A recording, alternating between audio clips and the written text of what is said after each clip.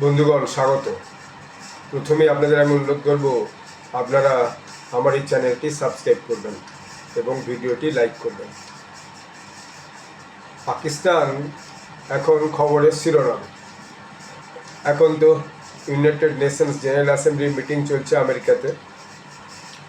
পাকিস্তান স্বভাবসিদ্ধভাবে যা হয় সেখানে যে ভারতের নিন্দামান্য করা ছাড়া আর কিছু করেনি, তো ভারতও তার যথেষ্ট উপযুক্ত জবাব দিয়েছে। এখন যে বিষয়টা সবচেয়ে গুরুত্বপূর্ণ হয়ে উঠেছে সেটা হচ্ছে পাকিস্তান ইদানিংকালে একটা সামরিক চুক্তি করেছে সৌদি আরবের সঙ্গে। এখন এই সৌদি আরবের সঙ্গে সামরিক চুক্তিটা তাদের কতটা লাভজনক হবে সেইটা এবং জিওপলিটিক্সে তার কী প্রভাব পড়বে সেইটা আজকের দিনে সবচেয়ে বেশি গুরুত্বপূর্ণ। সৌদি আরব কেন এরকম একটা চুক্তি পাকিস্তানের সঙ্গে করলো, এটা মোটামুটি সবার কাছে পরিষ্কার হয়েছে।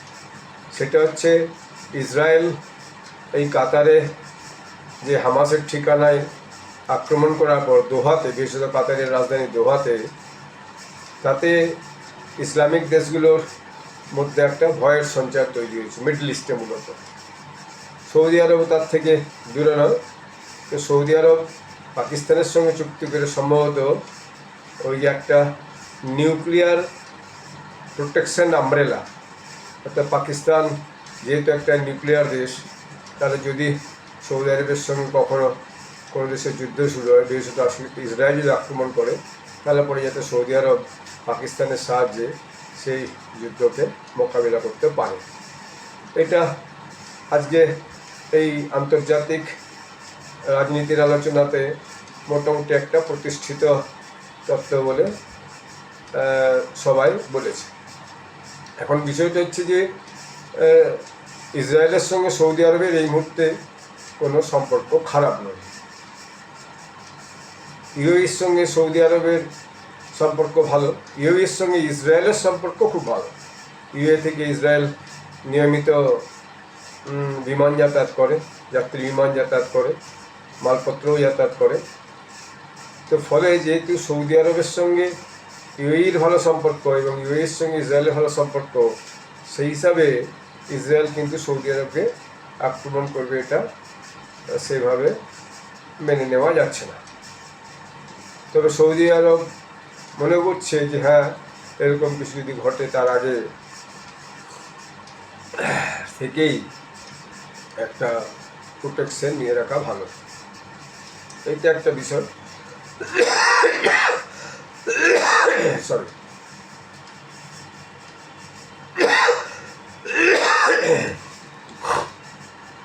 দ্বিতীয়ত হচ্ছে যে পাকিস্তান কি লাভজনক এখান থেকে লাভ পাবে, সেটা একটা প্রশ্ন। পাকিস্তান যেটা লাভ পাবে সেটা হচ্ছে যে পাকিস্তানের টাকার দরকার। তো সৌদি আরব থেকে পাকিস্তান $2-4 বিলিয়ন পেয়ে যেতে পারে, ধার পেয়ে যেতে পারে বা দান পেয়ে যেতে পারে। শোনা গেছে যে সৌদি আরব নাকি $2 বিলিয়ন তেল পাকিস্তানকে ধার দেবে, এরকম একটা কথা নাকি হয়েছে। সৌদি আরবকে পাকিস্তান নাকি 25,000 মিলিটারি দিয়ে সাহায্য করবে, যারা মূলত ইয়েমেন বর্ডারে পাহারা দেবে। সৌদি আরবের সঙ্গে ইয়েমেনের একটা বড় বর্ডার আছে। সৌদি আরবের সঙ্গে ইয়েমেনের হুথিদের এককালীন যুদ্ধ হয়েছিল কিছুদিন আগে। তো ফলে সেইটা একটা সৌদি আরবের লাভ হবে এবং তার বিনিময়ে একটা টাকা পাকিস্তান পাবে। এই ঘটনাতে ইয়েমেনের হুথিরা অবশ্যই রাগান্বিত। তারা ঘোষণাই করেছে যে সৌদি আরব যদি পাকিস্তানের সাহায্য নিয়ে আবার আমাদেরকে আক্রমণ করে তাহলে কিন্তু আমরা ছেড়ে কথা বলবো না। তো স্বাভাবিকভাবেই তারা বলে দিয়েছে যে আগামী দিনে পাকিস্তান যেন 25,000 সৈন্য মোতায়েন করে তাদের কফিন রেডি রাখে। সরি,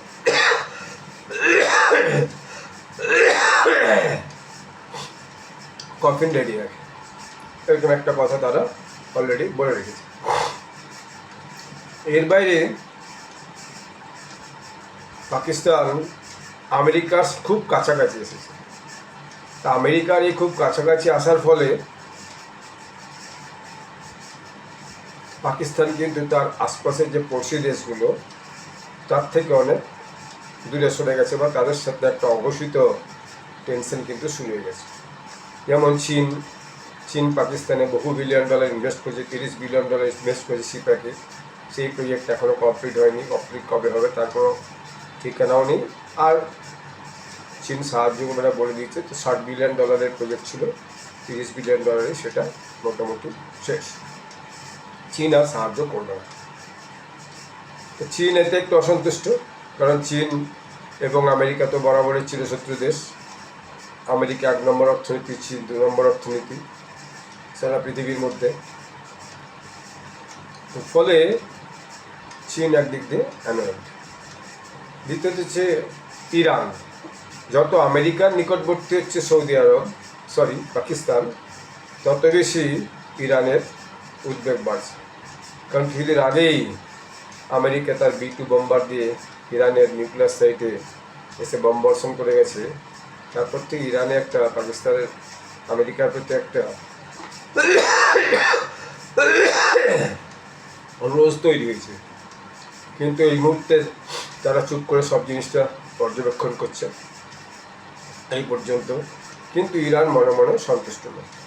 সবচেয়ে বেশি সন্তুষ্ট আফগানিস্তান, কারণ আমেরিকা নাকি পাকিস্তানের সাহায্য নিয়ে আফগানিস্তানের বাগরাম যে এয়ারবেস, যেখান থেকে তারা শেষমেশ সব গুড়িয়ে গাড়িয়ে চলে গেছিল এবং অনেক অস্ত্রশস্ত্র ছেড়ে দিয়ে চলে গেছিলো, বাগরাম এয়ারবেস আফগানিস্তানের, সেটা পুনরায় দখল করতে চেয়েছে আমেরিকা।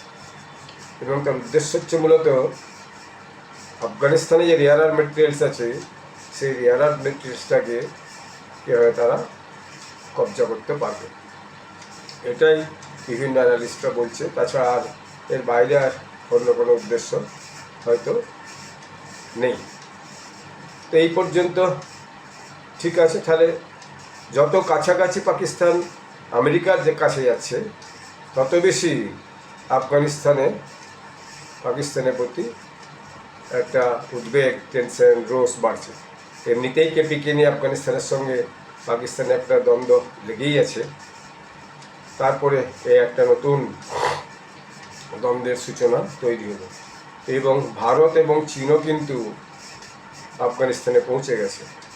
ফলে আবার যদি আমেরিকা পাকিস্তানের সাহায্য নিয়ে সেখানে যে পৌঁছয়, ফলে চীন এবং ভারতের যৌথ শক্তির সঙ্গে পাকিস্তান এবং আমেরিকার কিন্তু আরেকটা দ্বন্দ্বের সম্ভাবনা খুব বেশি আছে। সেই জন্যই আগামী দিনে সৌদি আরবের সঙ্গে চুক্তি এবং আমেরিকা এত কাছাকাছি যাওয়া পাকিস্তানের কাছে এই স্থানীয় জিওপলিটিক্সে কতটা লাভজনক হবে, সেটাই ভেবে দেখা। ধন্যবাদ।